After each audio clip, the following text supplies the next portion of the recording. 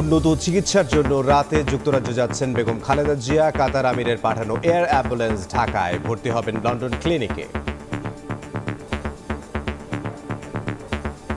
দীর্ঘ ৭.৫ বছর পর মায়ের সঙ্গে দেখা হবে ছেলে তারেক রহমানের, অপেক্ষায় নেতাকর্মীরাও।